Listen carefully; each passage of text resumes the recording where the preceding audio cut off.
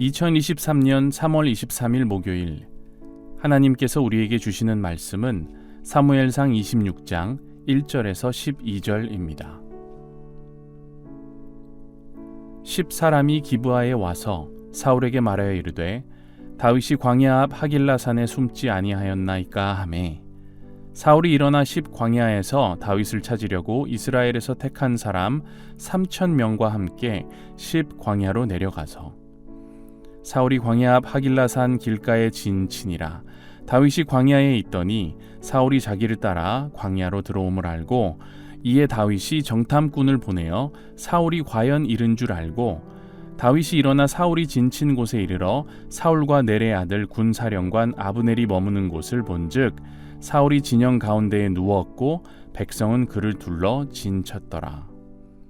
이에 다윗이 헷사람 아히멜렉과 수르야의 아들 요압의 아우 아비새에게 물어 이르되 누가 나와 더불어 진영에 내려가서 사울에게 이르겠느냐 하니, 아비새가 이르되 내가 함께 가겠나이다.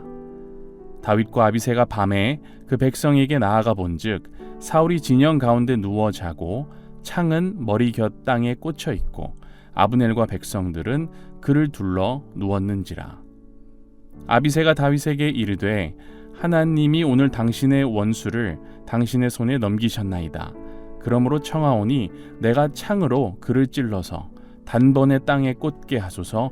내가 그를 2번 찌를 것이 없으리이다 하니, 다윗이 아비새에게 이르되 죽이지 말라. 누구든지 손을 들어 여호와의 기름 부음 받은 자를 치면 죄가 없겠느냐 하고, 다윗이 또 이르되 여호와께서 살아계심을 두고 맹세하노니 여호와께서 그를 치시리니 혹은 죽을 날이 이르거나 또는 전장에 나가서 망하리라.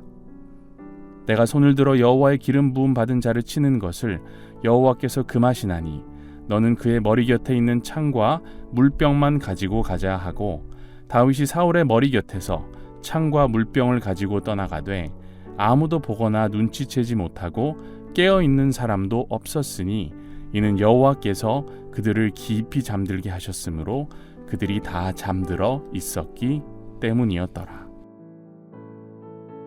사울은 3,000명의 사람을 이끌고 다윗을 찾으러 10 광야로 내려가 진을 칩니다. 뭔가 익숙한 장면이죠. 24장에서도 비슷한 모습으로 다윗을 잡으러 갔던 사울이 볼일을 보러 동굴에 들어갔고, 때마침 그 동굴 속에 있었던 다윗은 사울을 죽일 수 있는 기회가 생겼죠.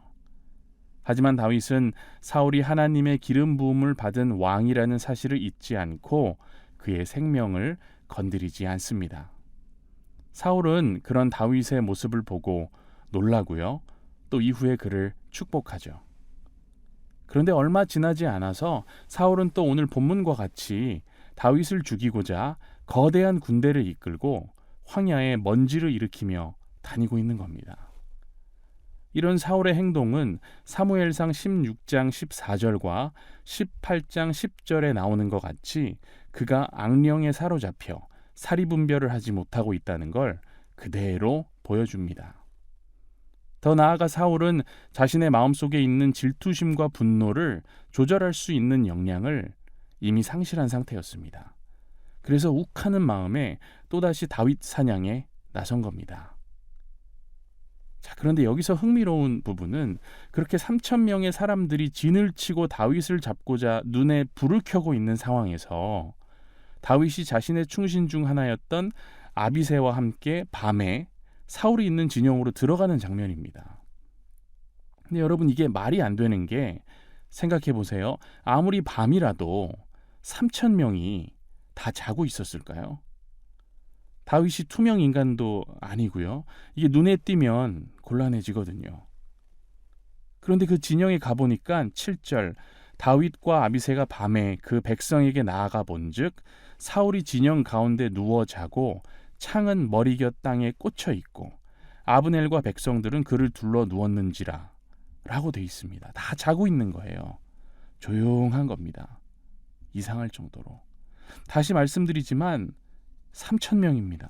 3,000명이 광야 땅바닥에 누워서 자고 있는 장면을 상상해 보세요. 기이한 장면입니다. 잠든 몸뚱이들이 3,000인데 그들 가운데 서 있는 다윗과 아비새. 그 와중에 또 사울은 참 대단한 게 자신의 왕권을 상징하는 창을 머리맡에 꽂아놨어요. 이게 친절하게 나 여기서 자고 있어요 하고 자신의 좌표를 공유하고 있는 거죠.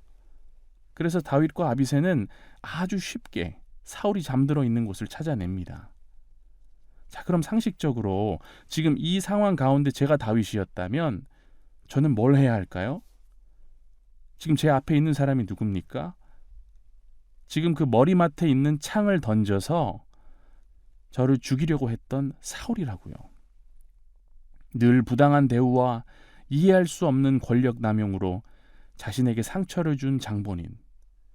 살려줬더니 어느새 또 기세등등하여 군대를 몰고 온 폭군. 불타는 질투심으로 무고한 생명을 계속 죽이고 있는 권력자. 어떻게 해야 되냐고요. 여러분, 이제 사울을 정리할 때도 되지 않았나요? 죽여야죠. 그만큼 도망 다녔으면 충분하잖아요. 아주 간단합니다. 땅에 꽂혀 있는 창을 뽑아서 사울의 심장에 조용히 꽂아주면 되는 거예요. 그러고는 자신도 기름 부음 받은 존재니까 이제 왕권을 차지하면 되는 거죠. 하지만 다윗은 그렇게 하지 않습니다. 여기서 배우게 되는 첫 번째 레슨은 바로 다윗이 쉬운 해결책보다는 바른 해결책을 모색한다는 겁니다.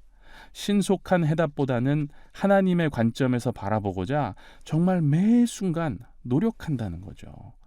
이게 다윗입니다. 어떻게 합니까? 9절에서 아비새가 뭐라고 말합니까? 어떻게든 사울을 없애려고 이를 갈면서 죽이자고 얘기를 합니다. 그랬더니 다윗이 이렇게 말하죠. 죽이지 말라. 누구든지 손을 들어 여호와의 기름 부음 받은 자를 치면 죄가 없겠느냐. 그리고 10절에서 여호와의 살아계심을 두고 맹세하며 말하죠. 여호와께서 그를 치시리니 혹은 죽을 날이 이르거나 또는 전장에 나가서 망하리라. 다시 말하면 이렇게 말하고 있는 겁니다. 만약 하나님이 살아 계시다면 굳이 기름 부음 받은 이 왕을 또 다른 기름 부음 받은 자의 손을 이용해 죽이시겠느냐. 하나님은 그런 분이 아니시라고 믿는다.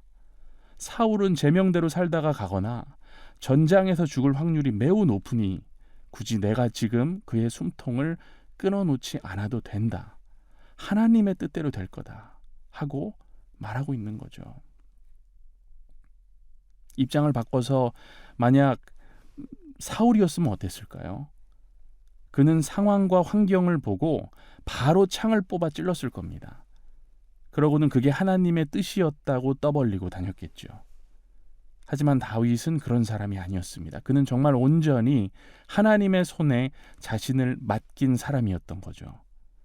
일생일대의 기회보다 중요한 건 하나님의 뜻이 있는 곳에만 자신의 손을 대는 것이었습니다.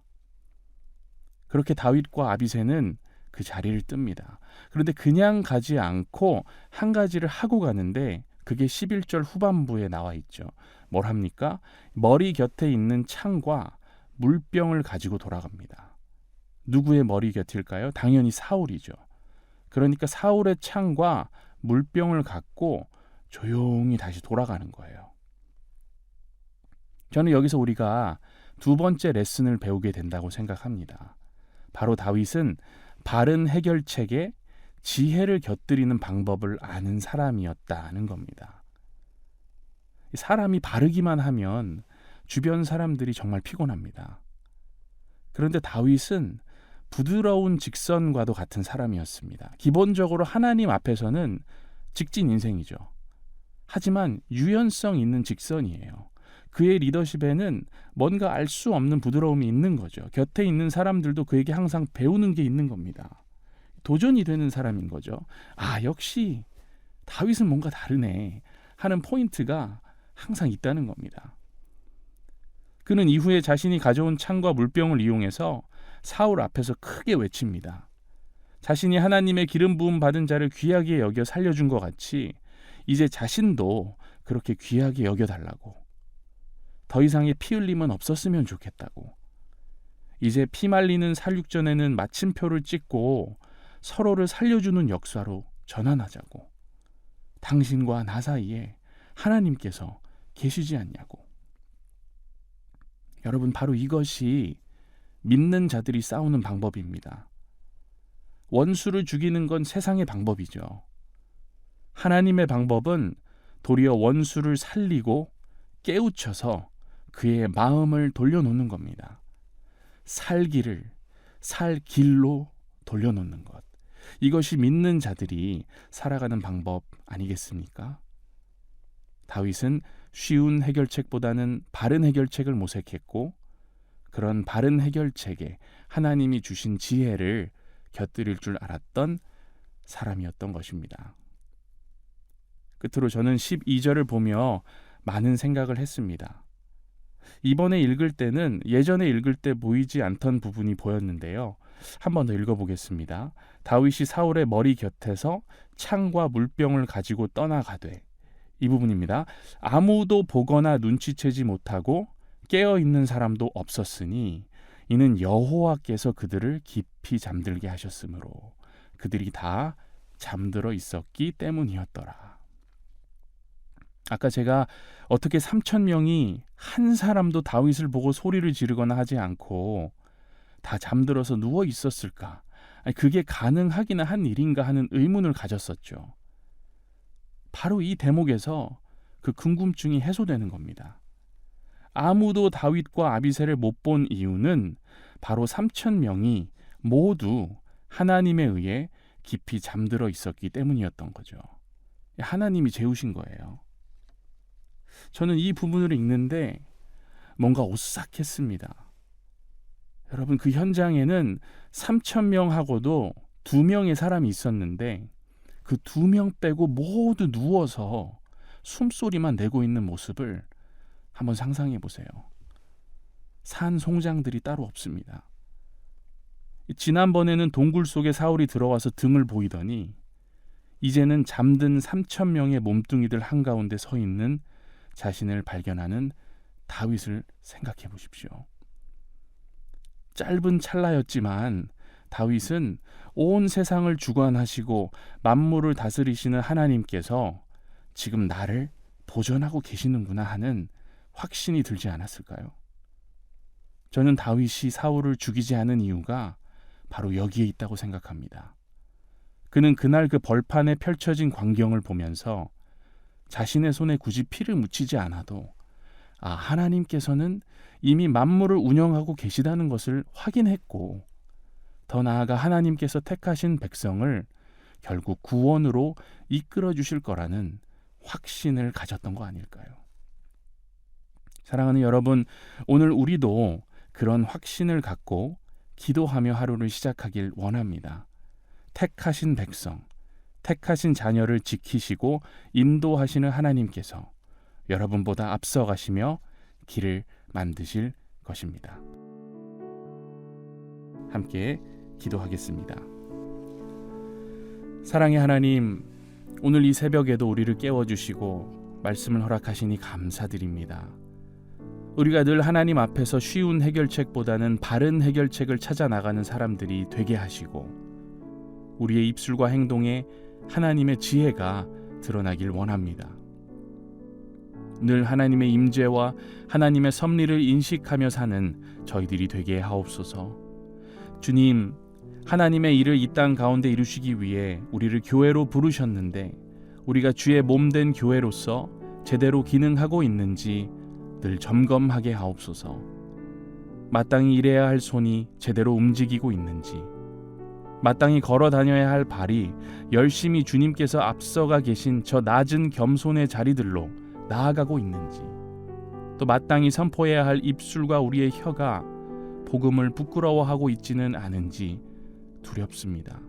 우리의 기도를 더욱 뜨겁게 하사 또 기도하는 자들을 더 보내주사 우리 교회로 하여금 바른 교회, 지혜로운 교회, 기본기가 탄탄한 교회가 되게 하옵소서.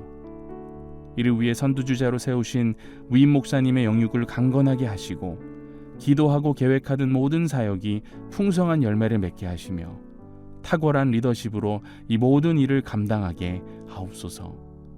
또 함께 사역을 이루어 나가는 모든 부교역자분들과 재직분들, 직원분들께도 늘 믿음과 성령 충만함을 주셔서 맡겨진 사명을 잘 감당할 수 있도록 역사하여 주옵소서.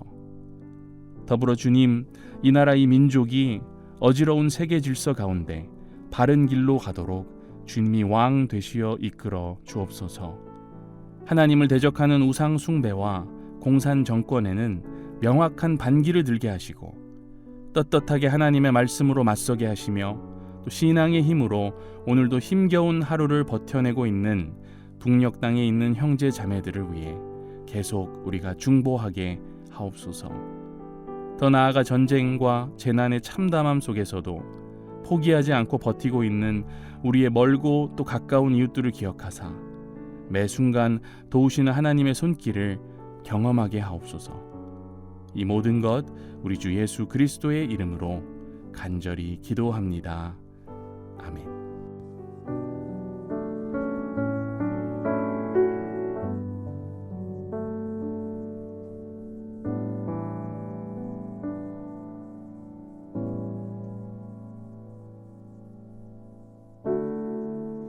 주님 손에 맡겨드리리 나의 삶 주님께. 주님 손이 나의 삶 붙드네 나 주